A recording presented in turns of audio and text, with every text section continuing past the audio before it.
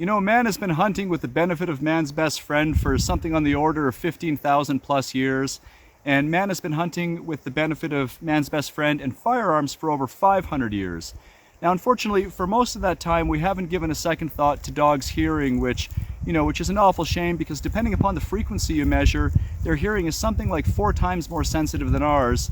And of course, we as humans are well acquainted with the dangers of hearing loss and tinnitus and all of the attendant health ills that come with that, like even cognitive issues later in life. So, we're careful to protect our hearing. And, I personally don't know anyone that goes shooting without, wearing a pair of these. But unfortunately, a great many people take their dogs sport shooting, target shooting, or hunting, and they don't think to protect their ears. They just think that, it's part of being a dog, part of being a hunting dog or a family dog, and he enjoys being outside, and it's not a big deal. Unfortunately, it is a big deal, and dogs can suffer greatly and suffer in silence because, of course, they can't tell us that they're suffering these effects of tinnitus and hearing loss and headaches and nausea and all the other things that come with hearing damage. So, I wanted to mention to you guys, as a sport shooter and as a rifleman and a dog lover, I wanted to talk to you guys a little bit about an amazing product I found. I should tell you that, I'm not paid or sponsored by these guys at all. Maybe I will be one day, right? That would be cool. But for now, I'm just doing this as a public service. Again, as an animal lover, I wanted to turn you guys on, as it were, to a really awesome product by a company I found in the States called safeandsoundpets.com. And they call this product Mutt Muffs. It's, appropriately named. They're muffs for your mutt. And they come in several sizes. I think I got the medium or whatever, bears about 60 pounds. And, they work really well. I wanted to encourage you to consider supporting this company and buying this product to protect your dog, to look after your buddy and make sure he doesn't get hurt while you're out having a good time. I wanted to talk a little bit about training considerations as well and how to get him sort of accustomed to them, because your dog's not going to like wearing these. It's in his own best interest, but it's kind of hard to explain that to him. There are ways to train your dog to keep them on, because the first thing he's going to do when you pull these out of the box they came in and put them on your dog is he's going to go like this, and he's going to get them off in a hurry because it feels very foreign, I'm sure, and he doesn't see the point of it, I'm sure. So what I did with Bear was I noticed, of course, the first time I put these things on him, he would pull them off, and so what ended up happening was I took him shooting one day, and all I brought was a .22 rifle. I brought a little .22 bolt gun and some CCI Quiet, which is a subsonic round, which, as the name implies, is low on noise. I would still definitely wear my hearing protection while shooting subsonic .22 LR rounds. To me, it's just sensible, just prudent. But what I did, of course, was I put him about 10-15 feet back, and I put these Mutt Muffs on him, and I let him take them off, and I burned off a round, and then I tried again, and he very quickly figured out that the discomfort of wearing them pales in comparison to the discomfort that comes after he takes them off. So, I thought that was a sensible way of approaching the problem, because I had to train him one way or another, so that's what I came up with. And now that I've done that, I shoot center fire large bore rifles with him, and he's fine with it. He doesn't like putting them on, let's be honest. He's going to squirm a little bit when I do this demonstration showing you how to put these things on your dog. But, he does keep them on, and he's figured out that it's in his own best interest to do so. So, this is a really great product, and I encourage you to look into it if you do have dogs and you take them shooting. So let's turn this thing around and show you how to put these on your dog. So if you have a look here, they're very similar to normal earmuffs, except they have a chin strap. Obviously that's necessary because of the shape of a dog's head. Anything without a chin strap's not going to stay on for long. And it is Velcro, of course, so you open up that chin strap, pull it out of the buckle, and what you have are 2 additional Velcro straps at the top of the Mutt Muffs, which allow you to kind of fine-tune the fit and get it just right. So I've got this set up for Bear.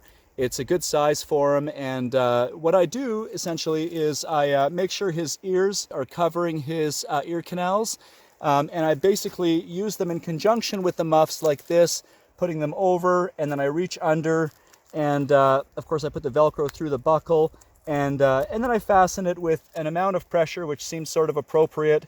to keep them steady and not choke them at the same time. So I'll put a couple fingers underneath and make sure there's a little bit of, it's not too tight, and you might kind of move them around a little bit. But that's perfect, that gives me a lot of comfort knowing that he's wearing those, and he loves being out here. He doesn't love wearing these, but we've been doing this for a number of years, and he definitely accepts it at this point. So let's do, I'm going to burn off 3 rounds here, my 308. He's about 10 feet behind the rifle, which is generally what I like to, where I like to have him. And yeah, let's gauge his reaction and see how he does.